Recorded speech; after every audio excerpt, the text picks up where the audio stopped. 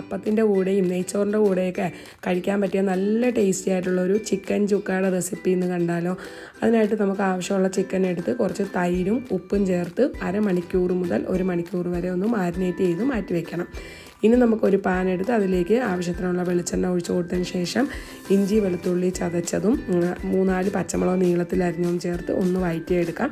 ഇനി അതിലേക്ക് നമുക്ക് മുളക് പൊടിയും മഞ്ഞൾപ്പൊടിയും ഗരം മസാലപ്പൊടിയും ചേർത്ത് കൊടുത്തതിന് ശേഷം ഇതിലേക്ക് പെരിഞ്ജീരകം പൊടിച്ചതാണ് കേട്ടോ ചേർത്ത് കൊടുക്കുന്നത്. നമ്മളിതിലേക്ക് മല്ലിപ്പൊടി ചേർക്കുകയില്ല. ഇനി അതിൻ്റെയൊക്കെ പച്ചമണം മാറി വരുമ്പോൾ നമുക്ക് അതിലേക്ക് 2 തക്കാളി ചെറുതായിട്ട് അരിഞ്ഞ് ചേർത്ത് കൊടുക്കാം. ഒരു 1 കിലോ ചിക്കനിക്കുള്ള അളവാണ് കേട്ടോ ഞാനിവിടെ പറയുന്നത്.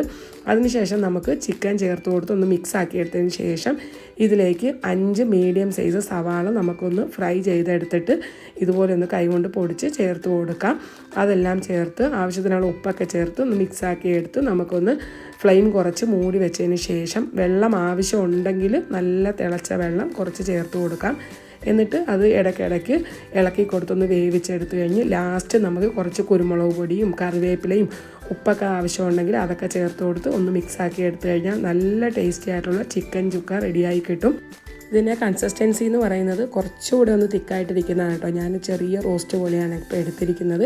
നല്ല ഉണക്കിയെടുത്താലും നല്ല ടേസ്റ്റി ആയിരിക്കും കേട്ടോ. അപ്പോൾ ഇതുപോലെ ട്രൈ ചെയ്യാത്തവരും ട്രൈ ചെയ്ത് നോക്കിയിട്ട് ഫീഡ്ബാക്ക്